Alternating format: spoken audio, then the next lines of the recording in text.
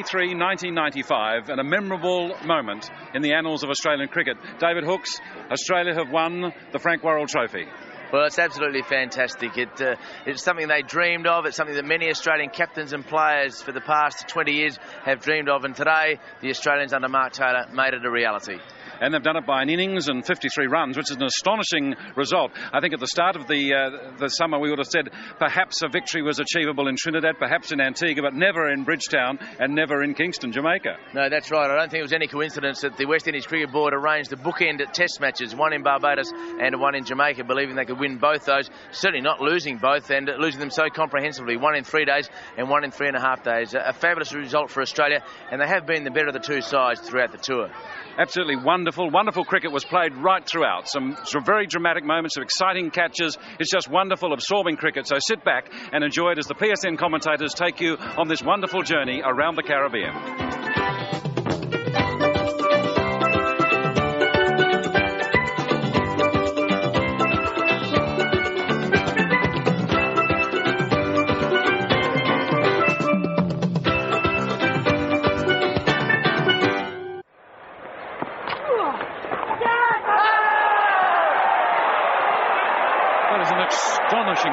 Astonishing ball, and Simmons is on his way.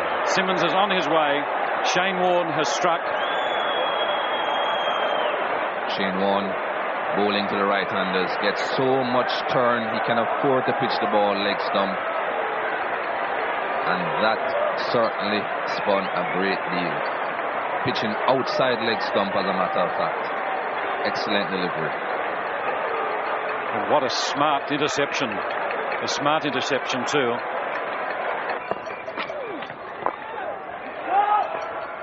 He's a long way down. He's gone. Appeal for a run out. Perhaps they'll be asking for the third umpire, but Richardson knows he's gone. He doesn't have to wait for it. Brilliant bit of fielding by David Boone, and the return hitting the stumps. Even if it hadn't hit the stumps, Richardson was going to be in trouble. But just to make sure, Boone hits the stumps and the West Indies lose an important wicket, that of their captain, and they're 3 for 87. Well, I said at the start of play that fielding would be so important. It bounced nicely for David Boone, but look at that. That was a suicide run. Great catch, Mark Taylor. And what a pair of hands and what a breakthrough for Australia. Blew it slanting it into the pads, and Brian Lara attempting to whip it through mid-wicket. And that short mid-wicket position that Alan Border made his own for Australia. And Mark Taylor is continuing in the tradition, Michael. Well, that was an excellent catch by Mark Taylor. He catches so well wherever he is. That ball was well hit by Brian Lara. He had to dive to his left, but he got both hands to it. So Brian Lara departs. It's 4 for 155.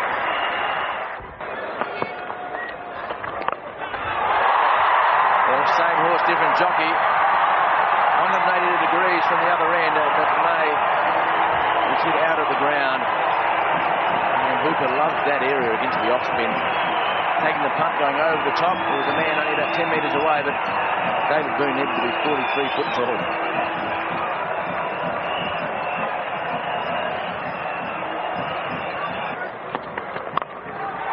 Oh, that could be out. That's a real steepler. Tim Ray's under it, it's a big steepler, and he's caught it. Terrific catch, good catch, excellent judgment. That was up for a very, very long time. A lot of blue sky here, only a few clouds to judge it against the background. And it looks simple when they go up a long way, but against the blue background in the sky, that was a nice catch. Craig McDermott deceiving Carl Hooper. Slower ball, so he got under it, steepled it up in the air, and well judged in the end. Never really looked like missing it. But it's an excellent innings of 84, and it's now 8 for 242.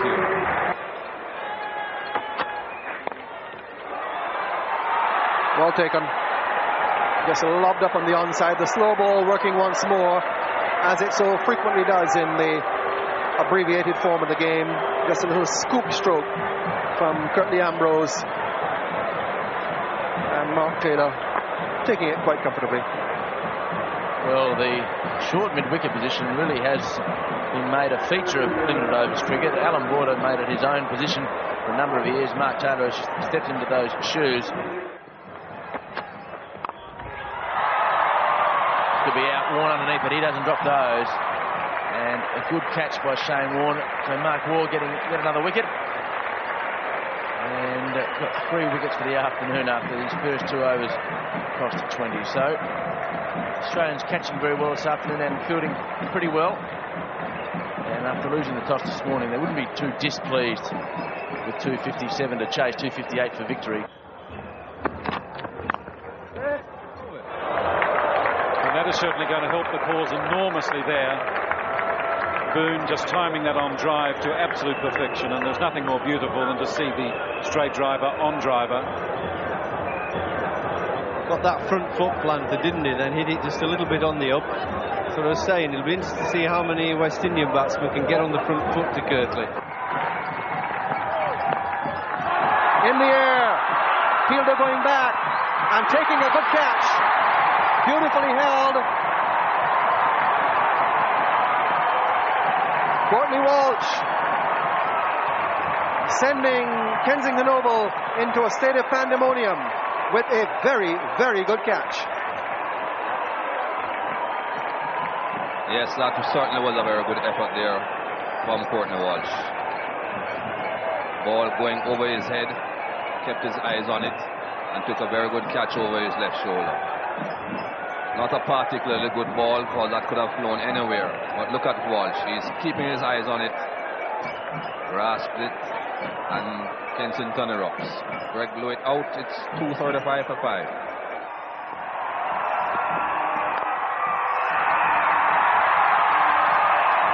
An invasion of the ground, a single, and the West Indies have won the match by 6 runs. Australia just failed in their pursuit of 258 for victory, and Carl Hooper's spectacular 84 of just 84 balls not only earned him the Man of the Match award, but earmarked him as a player the Australians would have to be wary of throughout the series. But not all the stars were to be found in the middle. Through PSN's innovative coverage of the series, a star turn was uncovered high above the bowler's arm.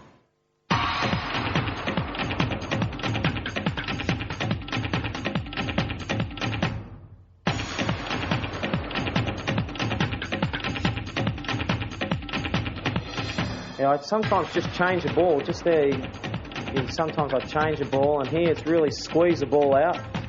And hopefully your position of your wrist is like a leggy. And as you can see, hopefully it doesn't bounce much, which it didn't. You can just see the seam turning around a little bit, which means it didn't quite come out right, which meant it sort of, these slow wickets, it just holds up a little bit instead of skidding on. Well, more of that great spin vision with the master later on in the program. But right now, let's move to the second one-day international in Trinidad, where 22,000 local fans packed the Queen's Park Oval in expectation of a Brian Lara masterpiece. The West Indies made one change. Courtney Walsh took over the leadership in place of the injured Richie Richardson, while Australia replaced Tim May with Glenn McGrath. He's gone. He's gone.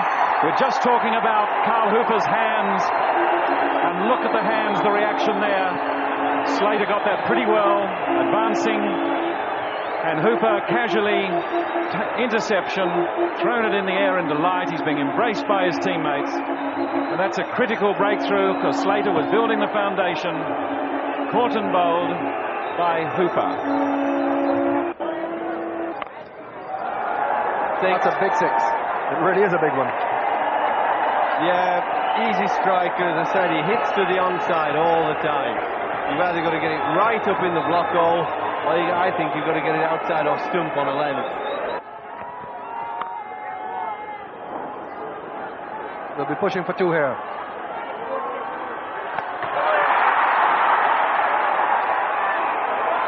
Umpire wants the replay. Umpire Cumberbatch calls for the replay. If he's out, Australia finish 1 short and finish on exactly 260.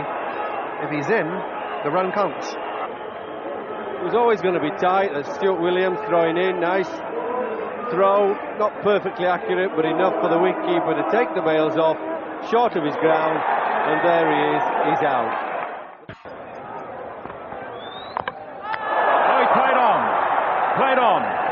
leaning back, trying to cut, played on, and Simmons in frustration just kicked at the ball.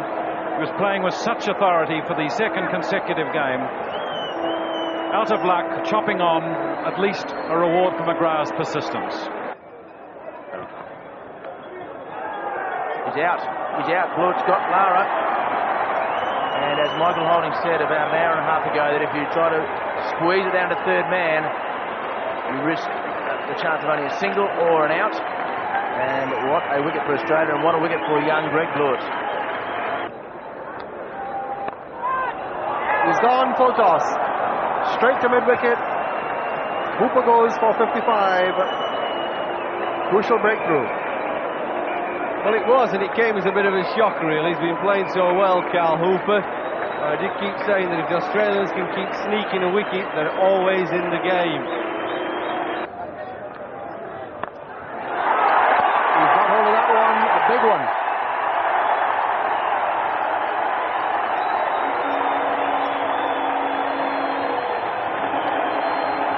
Well, the first one they saw was Shane Warne thrown up, and Atherton smacked it in the air.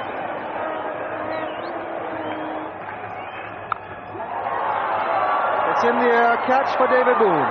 Steepler, taken. That's it. Australia have got West Indies now, 8 for 232. That's up in the air as well. Someone's coming around to take it, and there's a little bit of confusion, and he catches it. Mine, yours, mine. In the end, it's 4 rifles.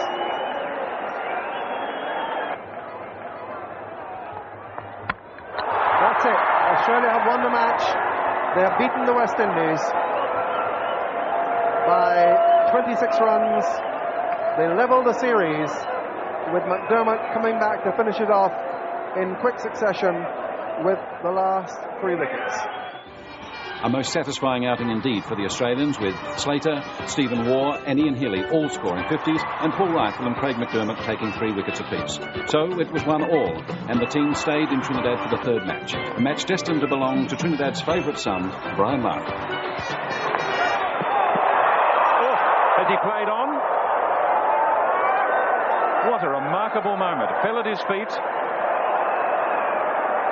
We'll need to see this again. This is a remarkable moment, Michael. Not enough pace when it did fall at his feet to really dislodge the bails. Just almost brushing that off stump there, but not enough pace at all. I think it might have nudged the base of the stump. Just brushed it. But Lara is there now, 99.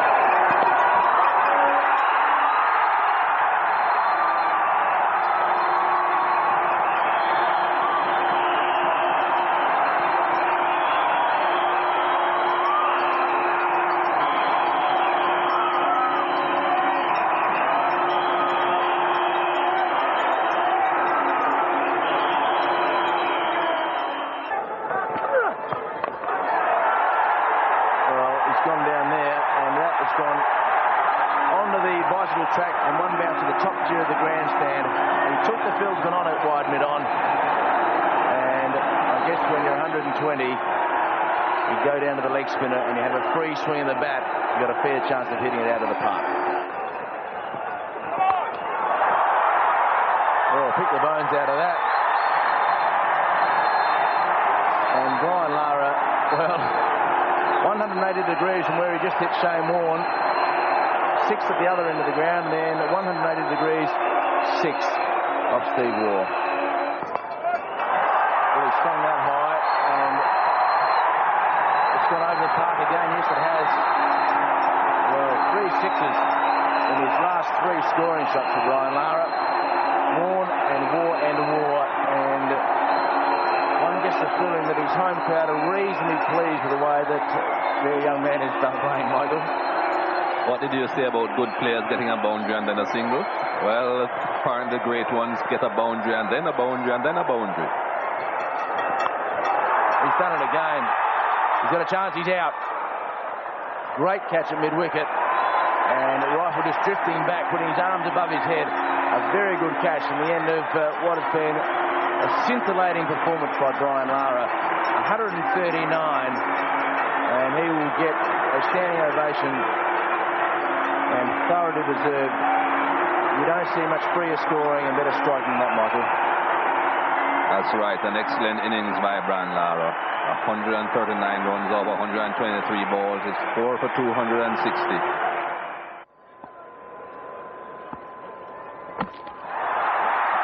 That's it. It's all over. West Indies have won, Australia being dismissed for 148 in the course of the 35th over. It gives the West Indies victory by 134 runs. What an innings from the Prince of Trinidad and Tobago. And David was on hand to congratulate him on his first 100 for the West Indies in front of his home crowd. To get my first international 100 in Trinidad was a great feeling. Thanks for the support of everyone, and hopefully next year when the one days come around, I'll do the same. Brian, there's an enormous amount of pressure on you. You're a young man with the world at your feet. You've played wonderful cricket over the last 12 months. Yet you're able to come out today and just play your natural game. Do you feel any pressure inside you in front of your own fans? Did you feel anything today? Yeah, definitely. I'm playing at home. The expectation is great. And everyone wants me to go out there and do well. And, you're a bit nervous when I start, but it's nice to get on, and it was a good batting track to be able to get a big 100. Brian, just finally, it has been billed as the World Heavyweight Championship showdown of the cricket world. Do the West Indians still have a great love of playing against Australia? Yeah, I think they're very competitive. We love playing against Australia. The last two series have been 2-1 victories to us, and we know how important it is to keep our record. So we'll be looking forward to maintaining our success. The fourth match was played at the beautiful Arnisvale ground in St Vincent. Australia needed to win the match to level the series, but were forced to make two changes. Ricky Ponting came in for the injured Mark Waugh, while Damien Fleming prepared to fly home with the recurrence of a badly damaged shoulder. The West Indies made one change, Campbell for Williams, but the day belonged to Carl Hooper and Phil Simmons. Gone over cover, and he may go out of the ground into the stand. The umpire not sure. And the fieldsman says to him at 6.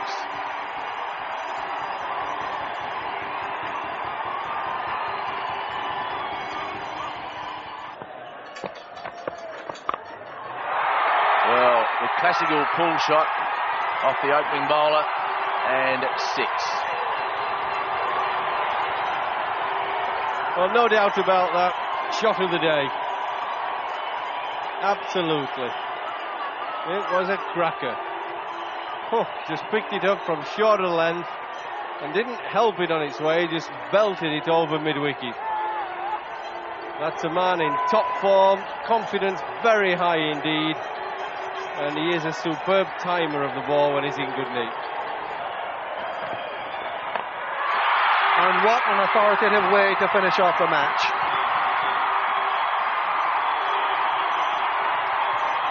An invasion of the ground by the crowd. They're snatching the stumps. We've had this over and over in this series so far. Remember, of course, what happened in Georgetown with the Pakistanis some years ago. But the spectators just can't contain themselves in their jubilation. The series was concluded without the headliners Lara, Boone, Warne, McDermott and Ambrose. But still, there was a feast of cricket on the small border ground in Georgetown, Guyana. And certainly there was some big hitting and exceptional catching. Brilliant catch. Stuart Williams.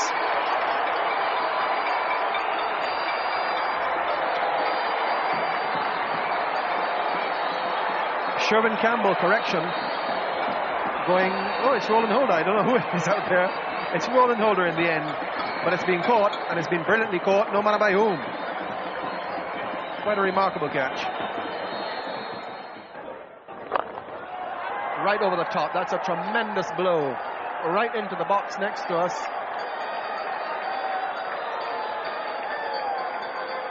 I hope they're safe in there. Tremendous bang. Luckily for us, it didn't come straight up. Absolute blow by Mark Waugh, full of certainty.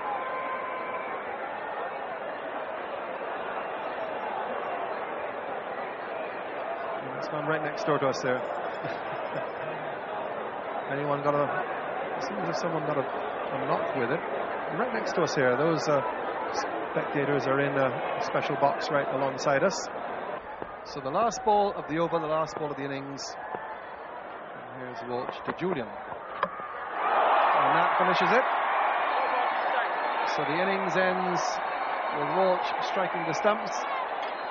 Not the kind of shot that your coach will tell you to play, but it was the last ball of the innings and he was going for broke. So Australia finish with 9 down, 286 Australia.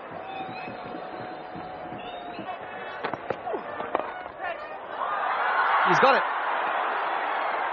Plucked it out of the air and held on. So Simmons goes, Mark Slater pulling that catch down at mid-wicket, and the West Indies losing their 3rd wicket for 172. Saw a great catch from Holder earlier in the day with 2 hands, but Phil Simmons can afford the wry smile. He made 70 and Slater, the ball bobbled out for quite a while. Up in the air, look at that. Brilliant. 1 hand up and then into 2 hands a la Holder this morning, but perhaps a little bit more spectacular. And Phil Simmons goes after a bludgeoning innings of 70 of just 63 balls. The West Indies 3 for 172.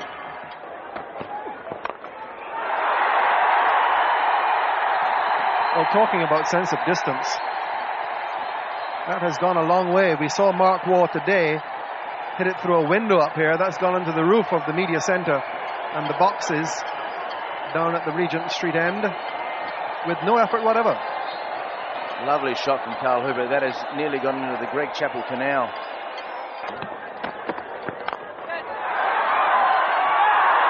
It's a glorious catch. He was asserting himself, but he reached just a little for that one.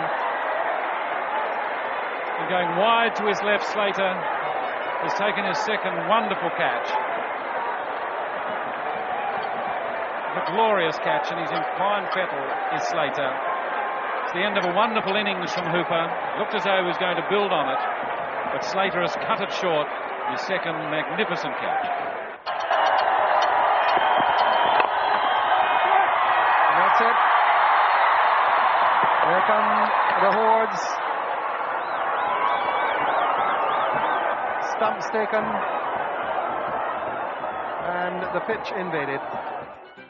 So the West Indies avenged the defeat of 1991 by winning the series by 4 games to 1. And psychologically were in pretty good shape going into the first Test match at Bridgetown, Barbados. Conversely, the Australians were, I think, philosophical rather than downhearted, as their main mission was to win the Frank Worrell Trophy. David, what could the teams take out of that limited over series? Well, I think you take out good winning form. I think that the Australians didn't win, the West Indies did. So no doubt the West Indies will go into the Test match buoyed with the fact that they have won the one-day series.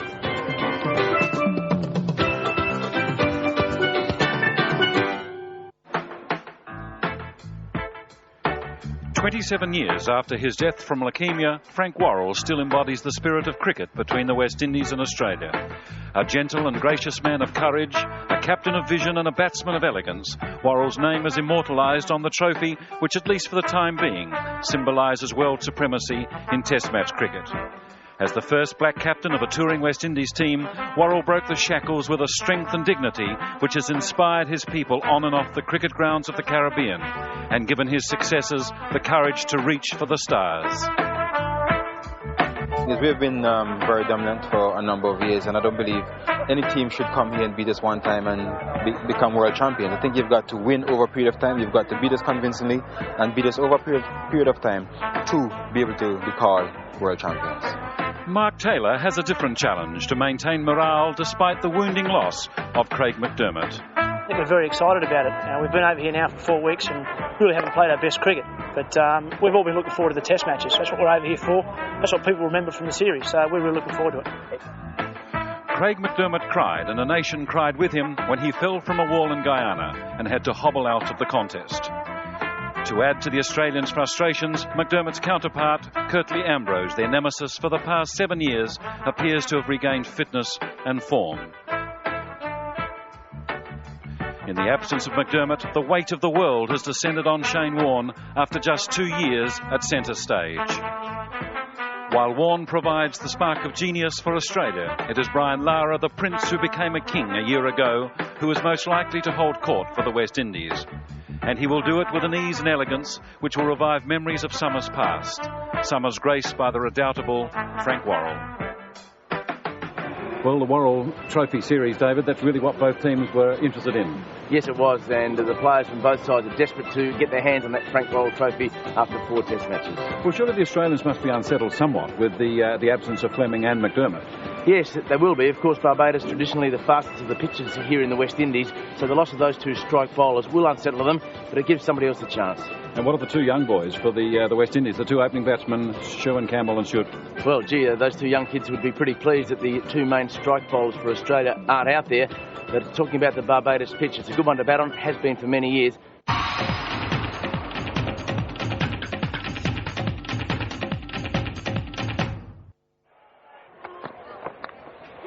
He's gone. Richardson caught behind, flashing outside the off stump. And this is real crisis now for the West Indies. They're 3 down for 6. Richardson goes without scoring. Well, you can't blame the pitch for that. That was an atrocious shot. That was awful.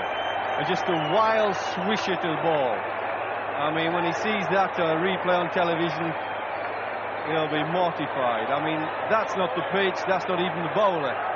That is just an awful shot. Look, feet stuck in chewing gum on the crease. They've never moved. You'd think that that was a one-day shot in the 50th over of the game, trying to crush it for 6. He's got him. Got his 3rd wicket, well bowled. Makes the breakthrough. Carl Hooper goes caught in the slips. And Julian gets his 3rd wicket, with the West Indies now losing their 4th wicket for 130. Well, I think he'll be very disappointed with that, with Carl Hooper. It was the angle going across him. The ball didn't do very much at all. It just went across the angle.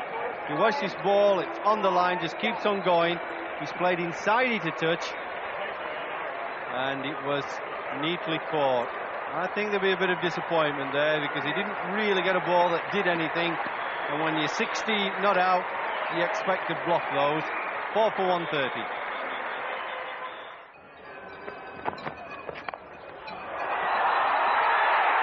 He's gone, I think, at the 3rd attempt. Lara looked around to Lloyd Barker, looking for some confirmation.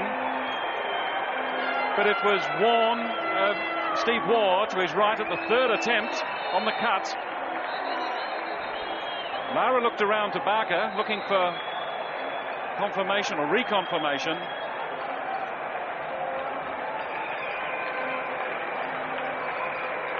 Again, it's the bounce here that Brian Lara is unable to get on top of that shot. Right to Steve Waugh, bounces out once, he grabs at it again. Finally,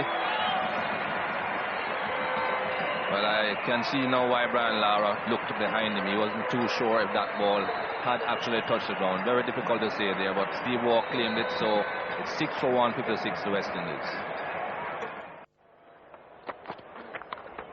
That's the end of the innings. Murray goes. The West Indies are all out for 195. McGrath gets the wicket. Murray looking for the cut shot. Mark Taylor snaps up his 3rd catch in the slips. And Australia have the early advantage in this opening test. The West Indies are all out for 195.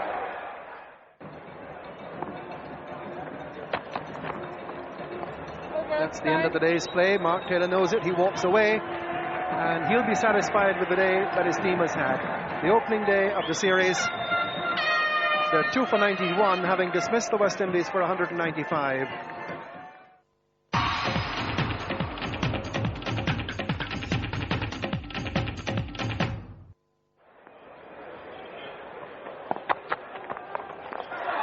got that one away, there's a chance, and he's been put down by Benjamin.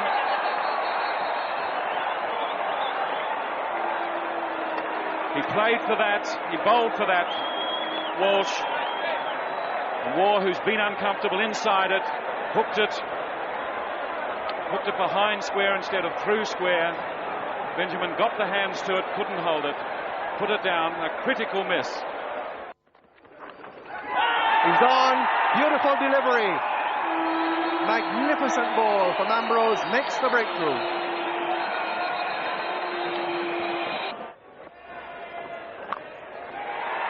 He's done. This is over the top. That is 6. And this is very loose bowling by Hooper. Very controlled hitting by Healy.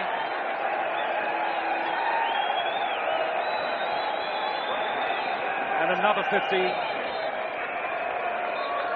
for Healy.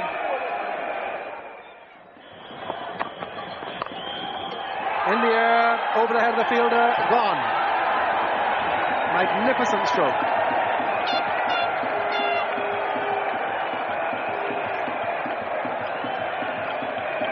Terrific shot by Healy, just drifting into him on his pads, flicked it away, get it on the up. These smaller grounds in some place of the West Indies, it's easier to hit the sixers. You don't want to be giving him this opportunity. These are vital and valuable runs that are being got.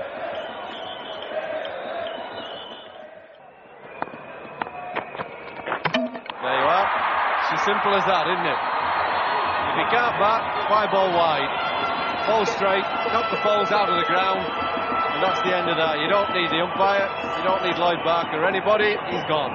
Well done, Winston Benjamin.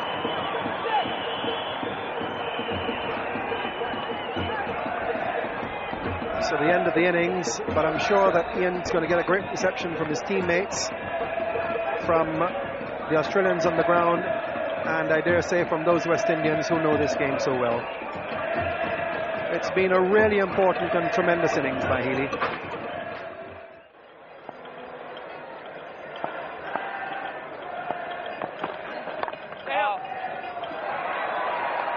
Error around the corner. Blewett trying to stop the single. Didn't achieve. Julian to support. One off. And at the end of the day, there's no wicket for 13.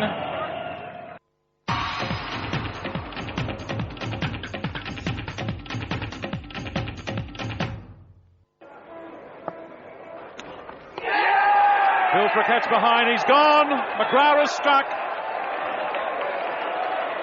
And so the West Indies young openers have failed again. Watch where it pitches. Yep. Pitches on, leg and middle-ish, middle at the most. And it's that skidding through. Pretty good ball, really. Pitching on, going across him, and just nicked it. Now they really are in trouble, are West Indies. He's gone. Hooper has hit the catch to mid-off. The West Indies have lost their fourth wicket for 57 and are really in further trouble. That's good rewards for Brendan Julian, bowling just an impeccable line and length, and beating Hooper outside the off stump a couple of occasions. And there Hooper was determined to get bat on ball. He did so, but wasn't able to keep it on the ground. I think frustration got the better of him on that occasion. So he goes, caught in at mid-off by Paul Rifle, and the West Indies, with a deficit of 151, find themselves 4 down for 57. Oh, he's bowled him. He's bowled him in the last over before lunch. What a remarkable moment. He hit around that, and a fifth wicket has fallen, the Australian flag fluttering. How proud. And Australia now within reach of a famous victory, their first at Kensington, and within 3 days. Richardson, the last of the recognised batsmen, the specialist, the captain of the side, bowled by Rifle.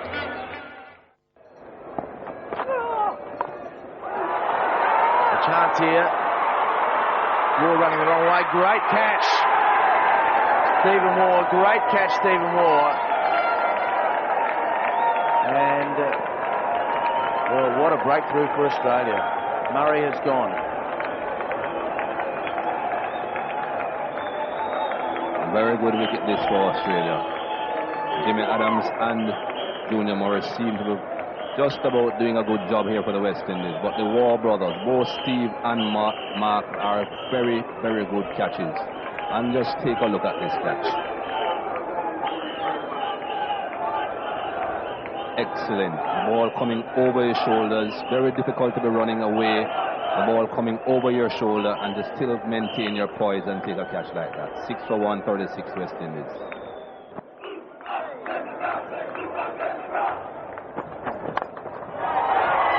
He's out. Straight into the lap of the mid-on fielder. West Indies have lost their 8th wicket for 178. So Ambrose's little innings finishes and McGrath gets him once more. That's the end of it. Huge swipe. So the West Indies in no mood here to extend the match any further.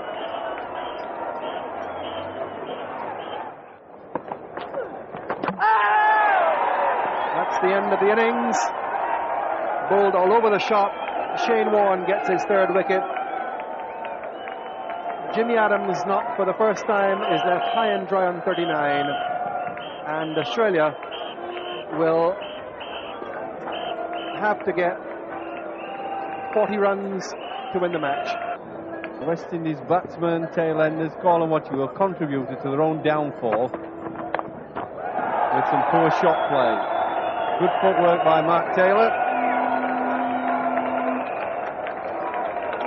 Gets into position nice and quickly. Both these batsmen like the pull shot. Lovely feet moving, getting himself across to the offside.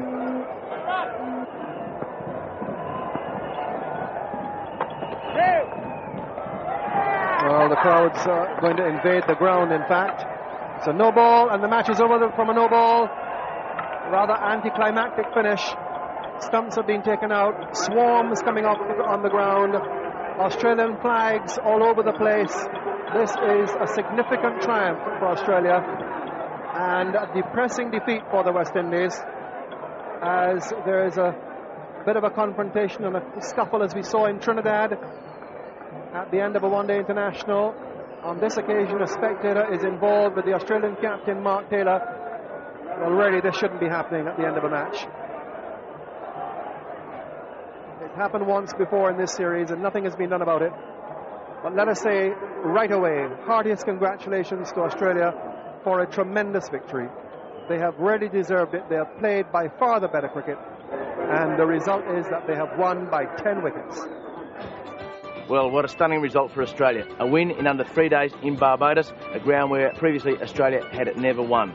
On the first day, Brendan Julian bowled well with Glenn McGrath, and then on the second day, the Australian batsmen led by Mark Taylor, Ian Healy and Steve Waugh, all of whom made half centuries, gave Australia a lead of 151. And then in the second innings, Glenn McGrath bowled beautifully to take 5 wickets, to give him 8 for the game and the man of the match award. A fantastic result for Australia. The dressing room, as you would expect, everybody happy, everybody ecstatic about the fabulous win, and no doubt the Australian captain Mark Taylor was also well pleased. Once again, I thought our bowlers got the most out of it. They really hit the deck hard, bowled a good length and made them play. So we bowled very well, so we deserved to win. While Mark Taylor was cheered to the echo, his counterpart, Richie Richardson, was jeered by crowds and critics throughout the Caribbean. There was even speculation whether he still had a job. Well, it's a bit tough, but we have learned to live with it, and we've just got to continue to do our job and to do it effectively, to work hard and try not to lose any matches whatsoever. Because as far as they're concerned, we are perfect, and we have to live up to that expectation. You really cannot make a mistake, can you? Well, not at all. Not at all. But as I say, we are always in the firing line, and we just got to take it. Has the year off freshened you up as much as you would have hoped? Yeah, most certainly. I'm feeling almost 100% better. I've been training hard. I never had the opportunity to train as much as I am at the moment. So that rest gave me the opportunity to really work on my physique. And I've really relaxed and really looked at what's ahead of me and reflected a bit on the past. And now I'm feeling totally rejuvenated. And I'm looking forward to having a good long run at this level. Underneath the Southern Cross they stood, celebrating Australia's first win at Kensington Oval in Barbados last Sunday. The victory was achieved with such clinical precision, it was as numbing as it was thrilling. For ailing coach Bob Simpson, it was a tonic. I said, we just got to keep looking after ourselves, keep worrying about how we're playing. If we keep playing as well as we did last weekend, we're going to be hard to beat. Test cricket at the vibrant recreation ground in St John's has enhanced the offshore profile of this small island, which offers tourists a different beach for every day of the year. But it's not a holiday destination for everyone.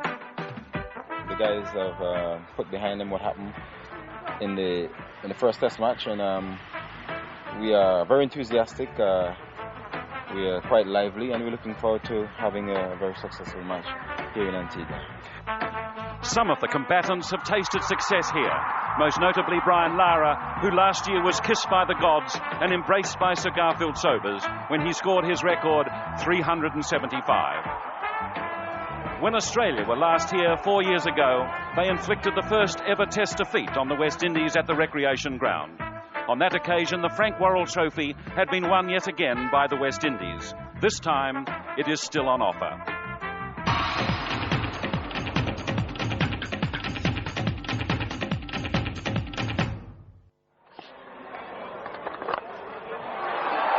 Well, he's gone after him right away. Hasn't wasted any time, Michael Slater. That's a 6. Carlton for his third ball. Hill gone. He's gone. Walsh had him in all sorts of trouble. I'm not too sure exactly what shot Michael Slater was playing here, but he certainly got pinned up. The ball cut back at him sharply, hit the bat, went down to his side pad, and then Jimmy Adams did the best. It seemed as if he was trying to give himself room to cut. Well, it's 2 for 84 Australia.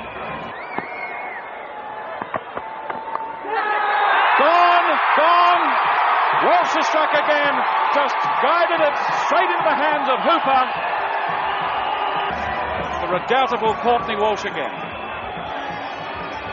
This was an excellent ball from Courtney Walsh. Pitching on off stump and straightening. Mark Waugh just guiding it into the safe hands of Carl Hooper. Look at Courtney Walsh. She is ecstatic.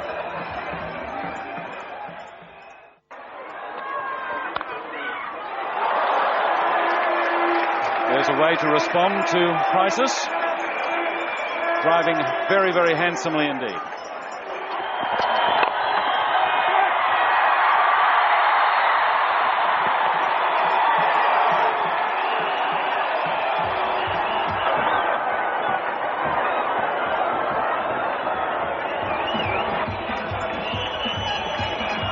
Well, you couldn't want a better Yorker than that one.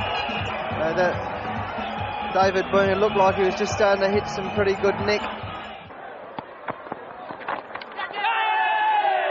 And he's gone. That's the end of the innings. Courtney Walsh has his 6th wicket. Just the merest touch. Australia all out for 215.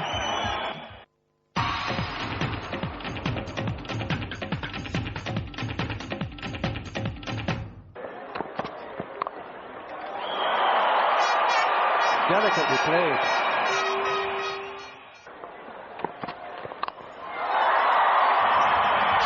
Well, he's throwing the bat with the abandon outside the off stump. It's another boundary. He does seem in a very aggressive mood here, Brian Lara. Typical Richie Richardson.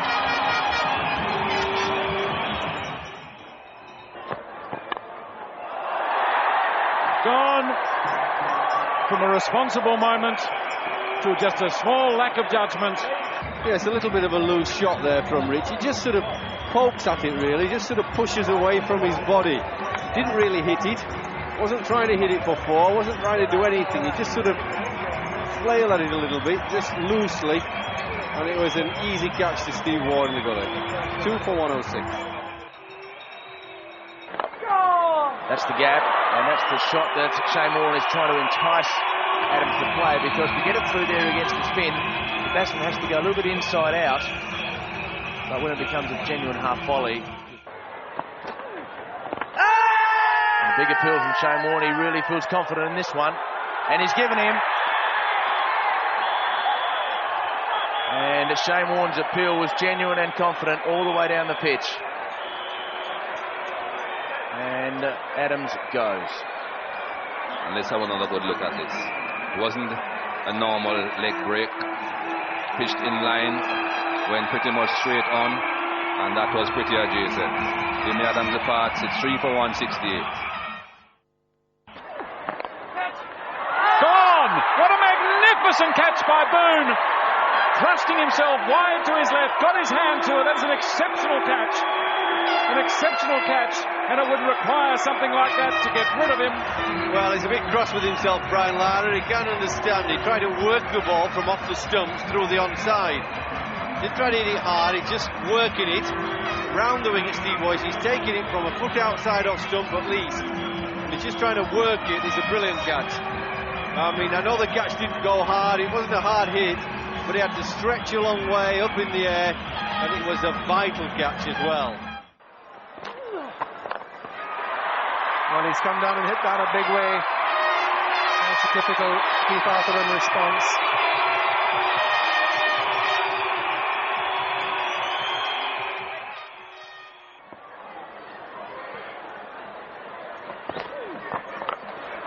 And he's hit that one a long way again.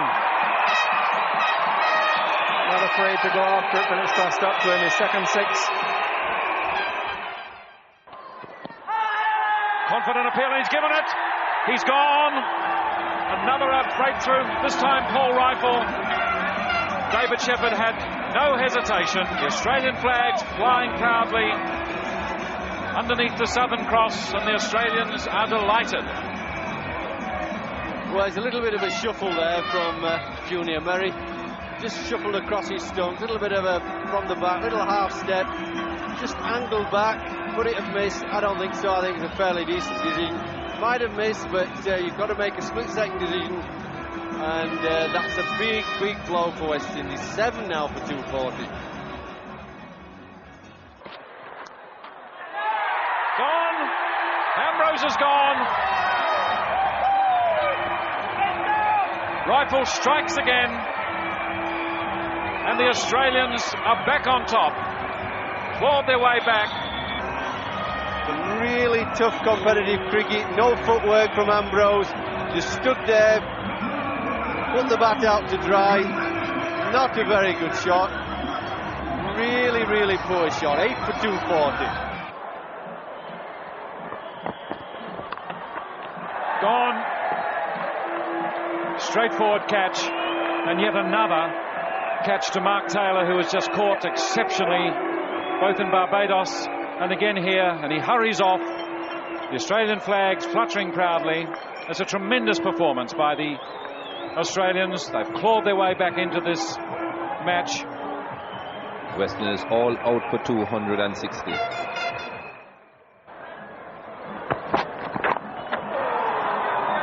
That's the last ball of the day, so the day's entertainment has come to an end, and the match on even keel at the end of the second day.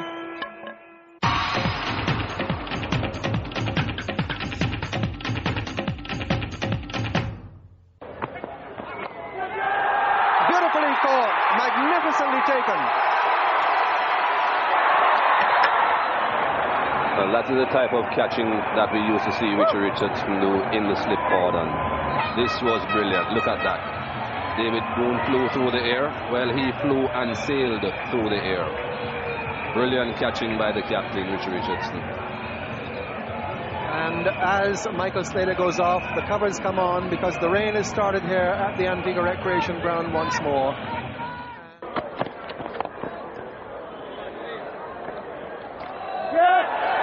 Well, that is absolutely schoolyard cricket. And that brings up David Boone's 50. What a way to get a 50.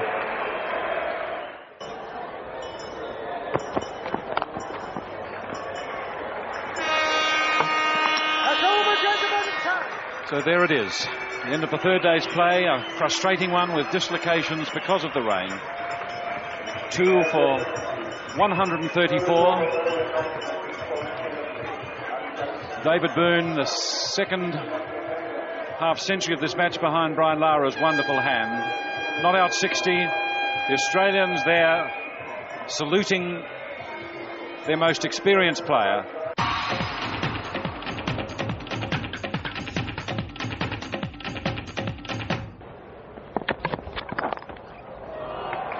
glorious shot.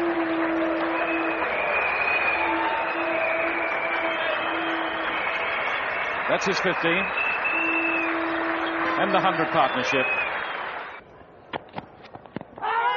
It must be very close. He's given it. He's gone. Didn't offer a shot. Ducked back. Always fatal. Steve Buckner, who always deliberates. Boone is on his way. Well, this is a ball that came the other way, pitching just outside off stump. Certainly heading for the stumps. I don't think David Boone has anything to complain about there. Hit him just below the roll. Didn't offer a stroke, so that's out. It's 3 for 149. Beautiful delivery. Perfect Yorker. Almost unplayable delivery to get rid of a batsman who was very well set.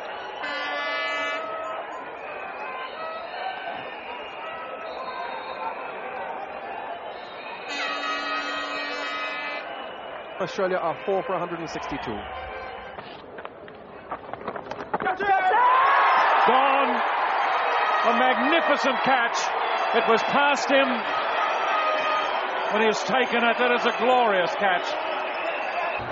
As we saw in the Australian first innings, it was Taylor who fell. The critical one blew it. That ball bounced and spin back into fluid, and that certainly was an excellent catch there by Stuart Williams. We saw him take one in Barbados at Gully. Came at him very quickly there in Barbados. This one pushed to his left. Greg blew it the pads. It's 5 for 196 Australia.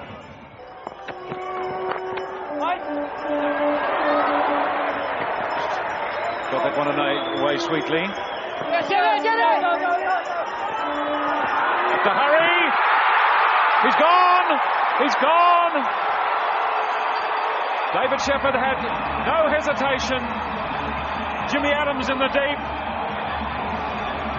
And that's exactly what the Australians didn't want just before the adjournment, and it's what has happened consistently.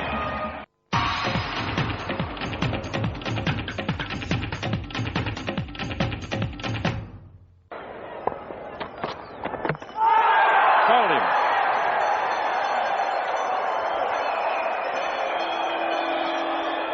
And rifle strikes for Australia. Australian flag flying high. Richardson's colours lowered. Well, Australia will be very pleased with this dismissal. Ball passed outside the edge of Richard Richardson's bat. Played down the wrong line. It's 1 for 11 West Indies. Bowled him. Very casual. But it's a nice one to have on the CV. Lara out-bowled.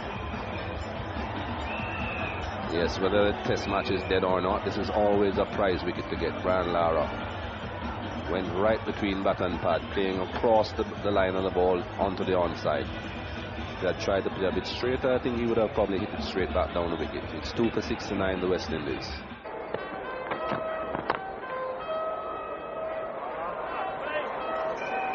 Played that very late on the full. Despite the slow outfield, it just dribbled into the fence. It's 2 for 80.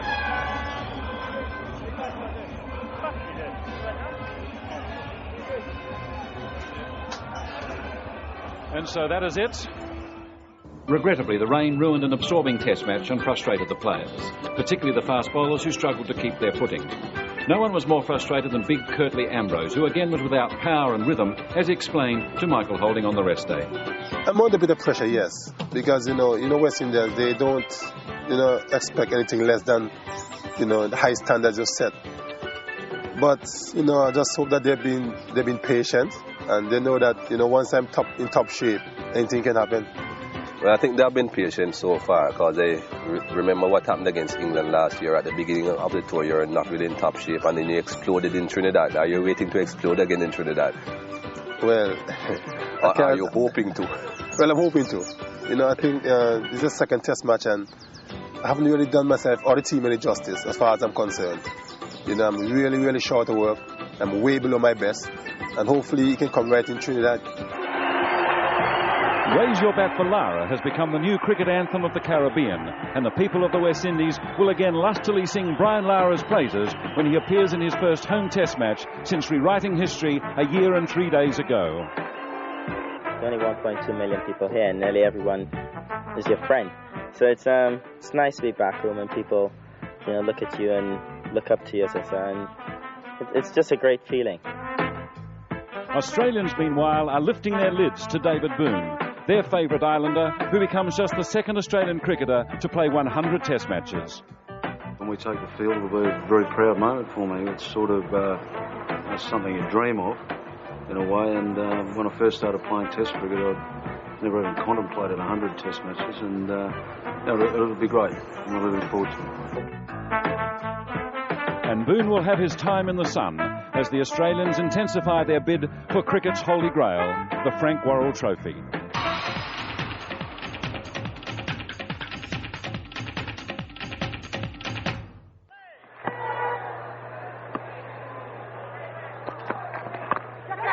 He's gone. So Australia with a horrid start here. Mark Taylor goes. Jimmy Adams takes the catch. And the high-fiving West Indians are jubilant. Well, what a start for the West Indies. Just the dream start they were looking for. Richie Richardson had the leg side trap. Kirtley, very sharp catch. And pandemonium here at Port of Spain. Just the start they've been looking for.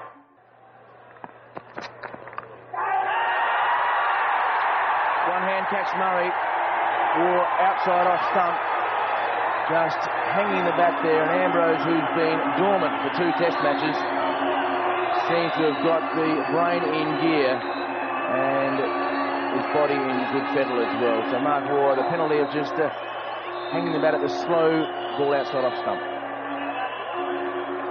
Another well pitched up delivery from Curly Ambrose. Not a great deal of movement, just enough. Straightening, hitting the outside edge, and Junior Murray takes a one-handed catch. Here's Ambrose.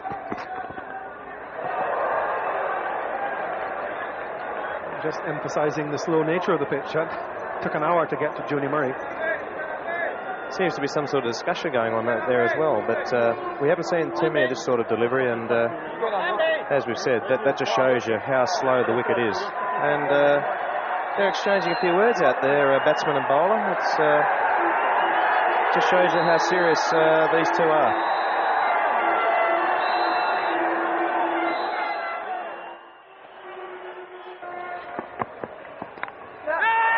He's dropped it, he's caught it. What a reflex chance. That's a tremendous catch, dropped first of all by the keeper. And Richie Richardson showing remarkable reflexes for a man who is the oldest out there for the West Indies. Dropped by Murray, caught by Richardson, Healy goes.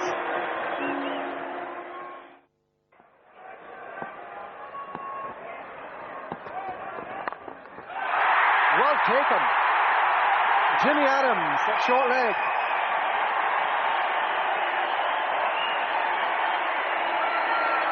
But talking about reflex catches, this is absolutely fantastic.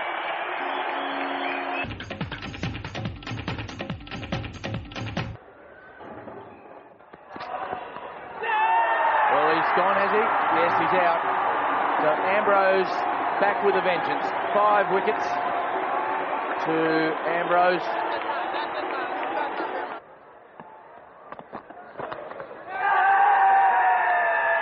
Well, that's it. Richardson just looks at his elbow. Umpire Shepherd raises a finger, and the West Indies have lost both openers now for 6. Richardson going caught behind. Umpire Shepherd making the decision in answer to the appeal. See the ball just bouncing a little bit on Richie.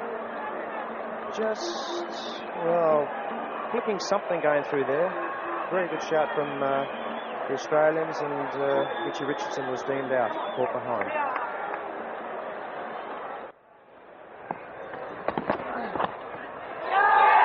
That's beautifully held, and he's given him, beautifully taken by Mark Taylor. that slip. We would have got a view of that very, very late indeed.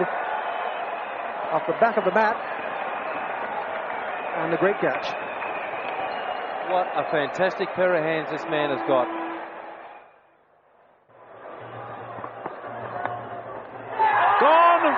Gone! And McGrath has struck back, showing tremendous mental discipline there, not to drop his guard. Arthurton, conversely, a little bit overawed by the moment, beaten mentally, and McGrath has struck. Arthurton's gone.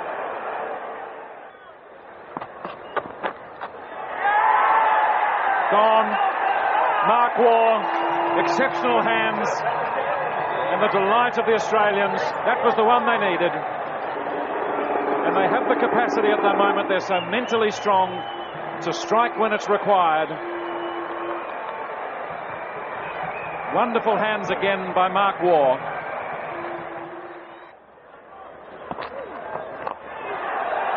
He's out, dropped, caught at the third attempt by Slater.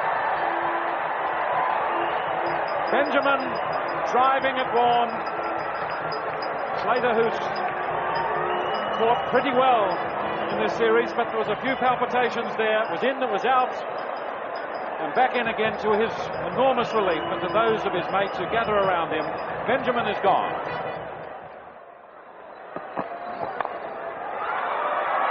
He's got it. McGrath has taken his fourth wicket. Ambrose goes very smartly, and the West Indies are now 8 down. 114, still 14 short. What a great effort for the Australians to claw their way back into this game.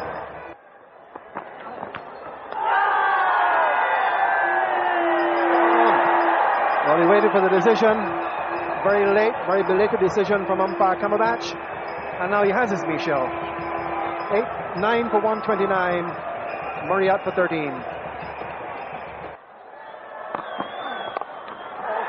And that's it. End of the innings. Full toss. McGrath picks up his 6th wicket. And the West Indies have an overall lead of just 8 on first innings. They're all out for 136.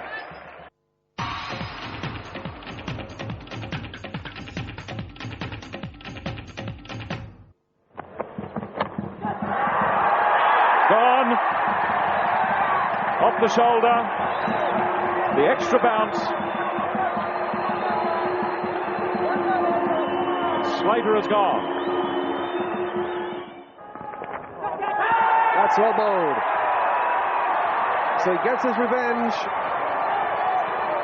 Lovely leg cutter to the left-hander. And that's a wicket that the West Indies dearly wanted. Caught in the gully. Chandapal. David Byrne can't believe his luck here. He's hit that right in the middle of the bat, straight to gully, and Chandapal has held on to a beauty. Hooper doesn't drop those, and Waugh, after being struck on the arm, once again that back foot drive at the line of the ball and not the length has caused the demise of Australia's in-form batsman Steve Waugh. Well, a big shout he's given him. Australia loses 2 wickets in 2 balls. And Mark Waugh very late on the shot. Bowled him, played on, and Healy is gone. Flicks at it, and that's it again. Very loose, very loose. The mind games have taken over. The West Indians so mentally strong in a situation like this. Bowled him. Stayed down a little bit. It stayed down a little bit. And he is routing them. Ambrose again. That stayed down. Julian shakes his head in disbelief. Well taken. Doesn't drop many, Carl Hooper. Low to his left. And Courtney Walsh gets the wicket. 9 down now for 105. That's it, all over. Ambrose finishes it off with the throat ball. All out for 105.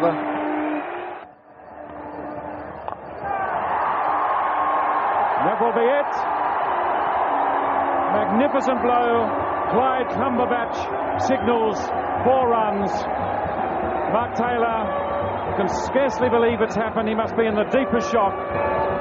Unusually, Shane Warne played a minor role in Trinidad, where a rejuvenated Curtly Ambrose carried all before him and inspired the West Indies to a 9-wicket victory and so to level the series. Nevertheless, Warne was still the star of the show, and with the help of our spin vision camera, he allowed David Hooks to look into his bag of tricks. There's a lot of spin on this one because as you see, the ball's spinning more or less sideways, which means a lot of side spin, which means the ball hopefully will turn a lot but not bounce much.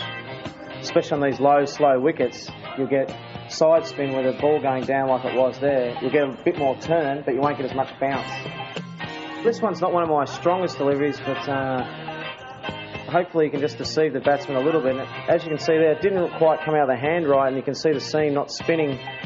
It's just starting to a little bit now, turn a little bit, and not much bounce because it didn't quite come out of the hand right.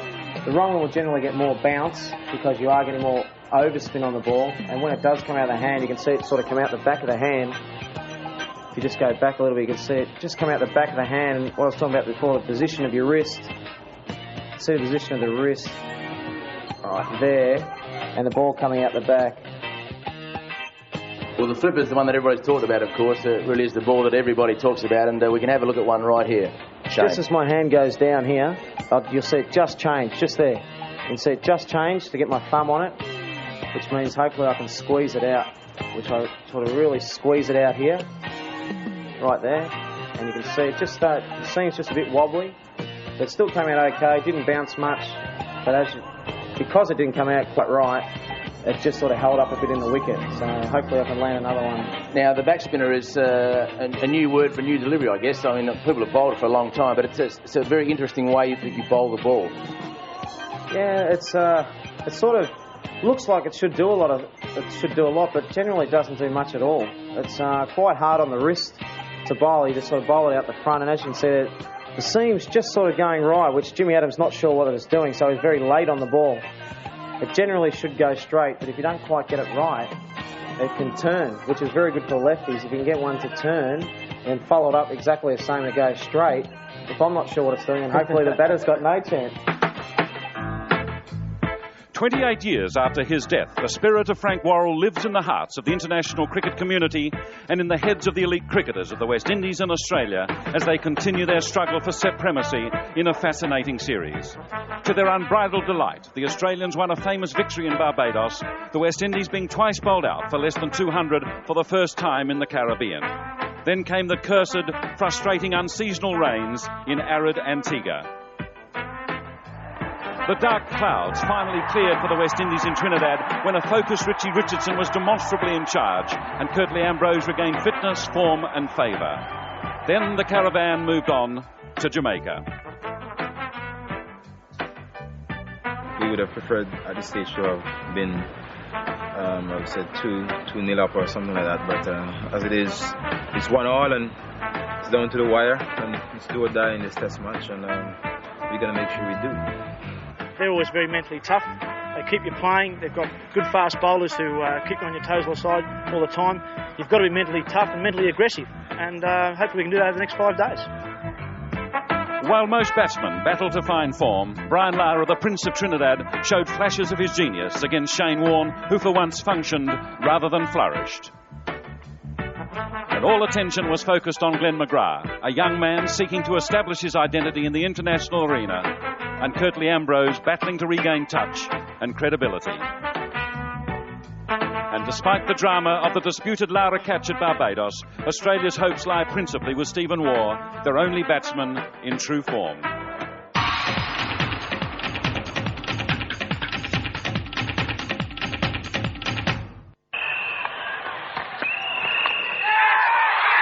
he's gone! Brilliantly caught by Blewett. Brilliantly caught, throwing himself. A sensational start for the Australians.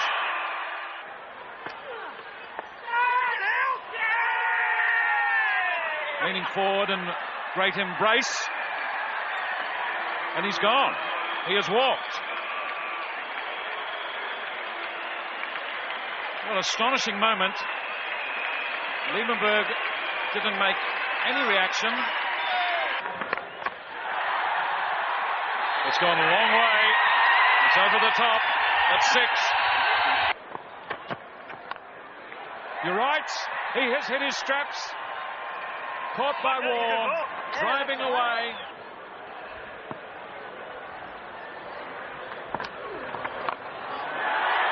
High, long, handsome, into the new stand. He's gone.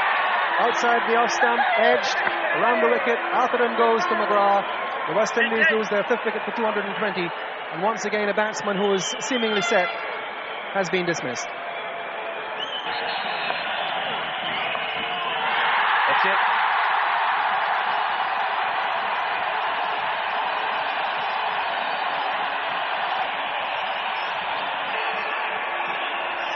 Test centuries, 9 against Australia, the first one for 2 years and 4 months. There's a big appeal, Boone, and he's been given. So the wrong one from Warne deceives the batsman, and the inside edge to the pad and loops up to David Boone at bat pad. Oh, big shout, and that's out. Yes, it is. Tending to whack the ball around behind square leg across the line. And again, an undisciplined last ball shot. Big shout, that's out. So the new ball for Australia has taken 2 wickets already, and it's only 5 deliveries old. And the end of a wonderful innings from the West Indian captain, stuck on 100. It's in the air. Will David Boone get to it? He will, and he won't drop that. So Steve Waugh has done it again. The new ball, 3 wickets in 3 overs. That's the end of the innings. Good catch by Healy, high to his right. And it's all over. And no wonder they're smiling. It's been a good day for the Australians.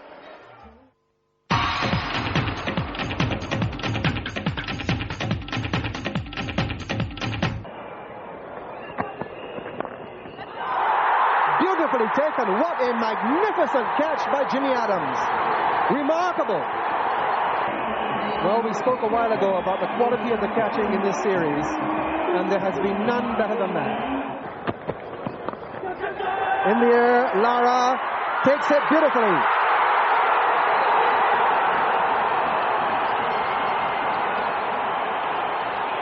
Well, it was always going to happen the way Michael Slater was playing this morning.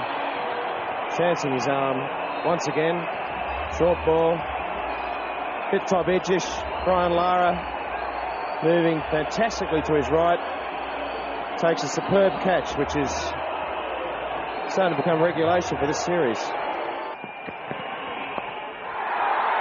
Well, a lovely shot from Mark Waugh. He was going to let it go, but then obviously the ball was a bit slower off the pitch. And great skill shown by Mark Waugh. 3 for 146. A lovely placement. And it's gone past Richie Richardson's right hand, going up to the longest part of the ground. The little scoreboard. They may even run 4. Yes, they will. So very aggressive running by the Australians. Well, you can't bowl there to anybody, let alone Mark Waugh. Oh, he dropped it. He's put it down. Well, poor Courtney Brown will not be feeling too happy about that. That was the breakthrough, and the new West Indies keeper has dropped what really should have been a regulation chance. Got both gloves to it.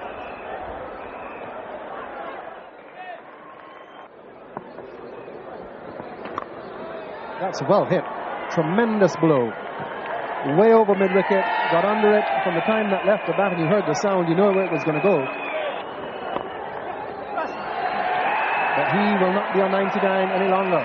His 8th Test century for Mark Waugh Applause from the Australian players and from the spectators around the ground. It's been a fine and very important innings, chanceless by Mark Waugh. And he and his brother Steve have pulled Australia out of some difficulty when there was 72-3 before the break. That's what he's trying to say. He's got another stick on the thigh man, stick man.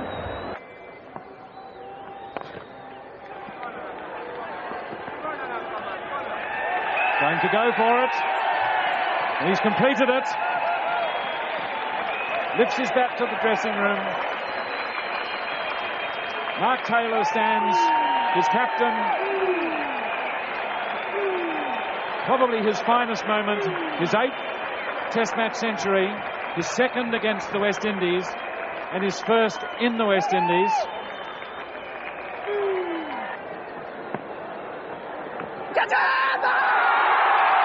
He's gone. Mark Waugh is out. Caught around the corner. And after one breathtaking moment for his brother, Mark Waugh, who's played the innings of his lifetime, is out of Hooper's bowling.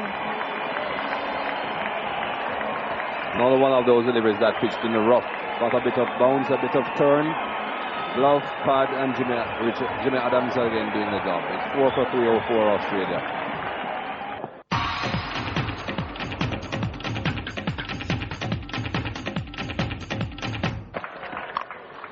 Well struck. That was a stroke full of authority. 4 from the time it left the bat. His 2nd pull for 4 off Ambrose. Cutting safely. And there's his 50. Raises his bats. Tips his cap. Catch it! Well taken. He's got him. Keith Arthurton has broken the partnership with what really was a long hop. Greg Blitt got back and gave it everything, and a good catch by Winston Benjamin. Two-handed to his right, breaks the stand.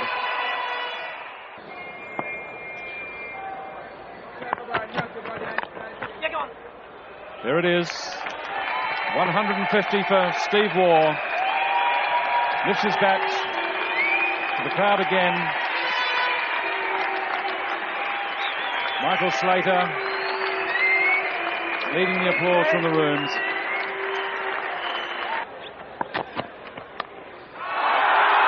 Gone. Healy is out. Caught a slip by Lara, lunging forward. Winston Benjamin strikes.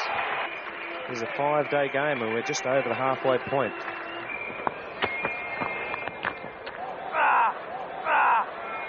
I don't think he's too happy with that blow.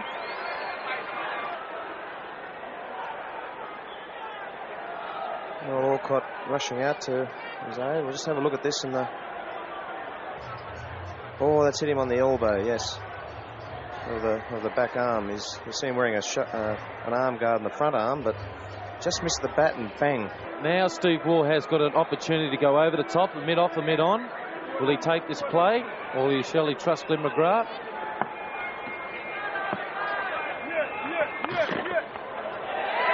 And that could go for 4. There's a long chase around for Kenny Benjamin, who's picked it up rather late. They could run 4 here.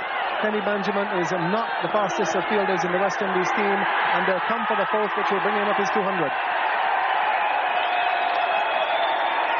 What a magnificent effort. One of the greatest moments in his career. We've got Australians running out from everywhere here. A standing ovation here at Kingston.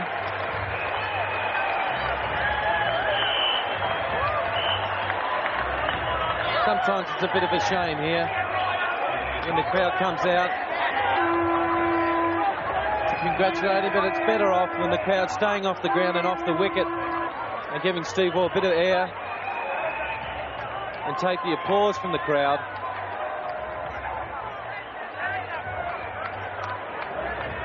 And it takes so much away from the moment of the batsman when they're coming all over the place to congratulate him.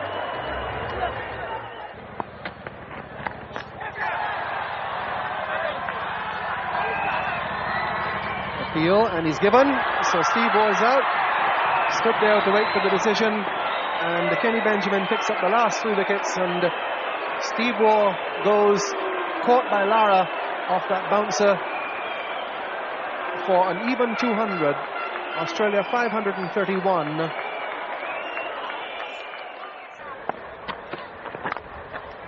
Out. Caught and bowled. And the breakthrough that Australia so desperately wanted this evening, which is not getting to the pitch of the ball, and the ultimate suffering, caught and bowled. Oh, he's hit straight in front of him. He's gone. What a sensational breakthrough for the Australians. Rifle. And right, he's being engulfed by his teammates. Played back, it stayed down. Umpire Carl Liebenberg had no hesitation. Played on. He's played on. And Stuart Williams is out. 3 wickets down for the West Indies. 46 on the run, on the scoreboard.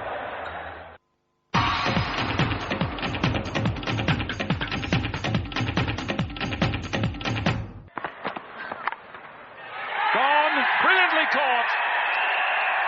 Stephen Waugh. Full length to his right. A wonderful catch in the gully. Ever alert. And this man really is just having the match of a lifetime.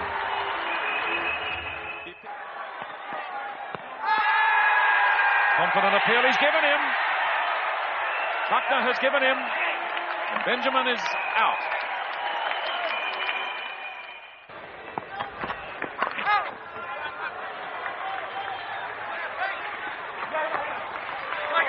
The hurry. Called for it. Carl Liebenberg's called for it. The Australian think he's out. Hits the stumps, and he's not really into the picture at all. Clean hit. Ian Healy had to do. And he's gone. Run out.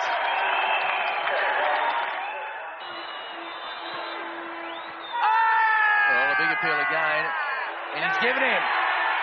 And he's turned and hit the back leg, and Keith Arthurton probably feels himself a little bit unlucky. And they've stumped. And Warren has dragged him forward. Ambrose premeditating the delivery and where it would land. And Ian Healy, who hasn't had his best test day, did that beautifully.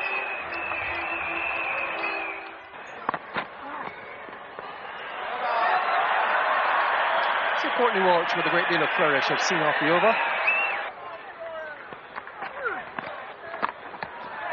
It's in the air. Blewett's under it, and he has taken it.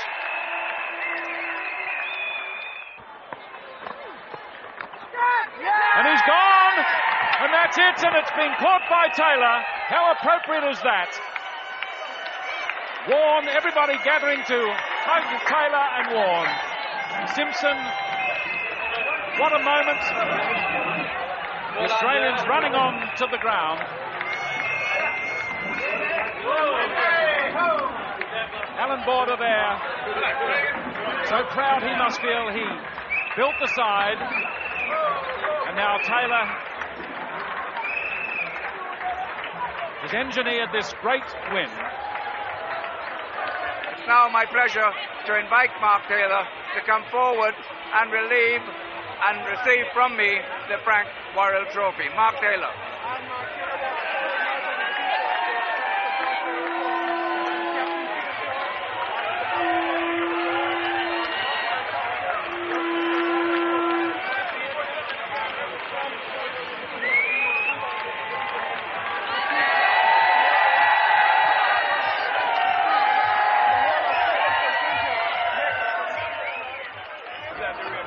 Well, a shift in the balance of power in world cricket for the first time in many years. And this brave Australian side has won the Frank Worrell Trophy. And each one found me aimless, one more year the words for work. And I've been back to Southeast Asia. I think that's Kay Sand. Greg Blewett, the face of Australian cricket tomorrow, here today. That's just the early scenes of what's going to be, as you said, high jinks. Well, they deserve this.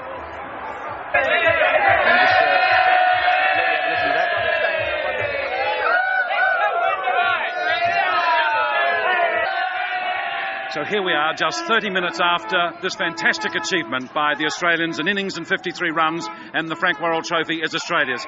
David, I think it's a match really that will be remembered not only as a great triumph for Australian cricket, but for the Waugh twins. Well, yes, and I think the headline in the Daily paper said it best. 4-hour operation to separate twins. And I think that really summed up how well they played and how much they dominated this game, particularly after the first day when the West Indies was bowled out cheaply, 265. Australia then, over the next 2 days, thanks principally to the Waugh brothers, they took the game away from the West Indies. Well, of course, the West Indies bestrode the world of cricket for many, many years, well over a decade. The establishment of a standard is one thing, the maintenance of it is another. Is this the great goal for the Australians now, to maintain that standard? Well, yes, it is. It's like winning a grand final. No point in coming last next year. The Australians now have to follow up this particularly fine victory over here in the Caribbean with some stunning victories over the next couple of years. The young players really have to play their part. They have to realise that the legacy the past West Indian champion sides left this side was fantastic, and now this side, the Australian side, has to leave the legacy for the rest of the young Australian sides coming through in the future. Indeed, and that's the greatness of the game, the continuity from one generation to another. It has been the most memorable series in the Caribbean. Australia have won it, and they've won it grandly, and it was a series highlighted by some of the most wonderful bowling, catching and fielding.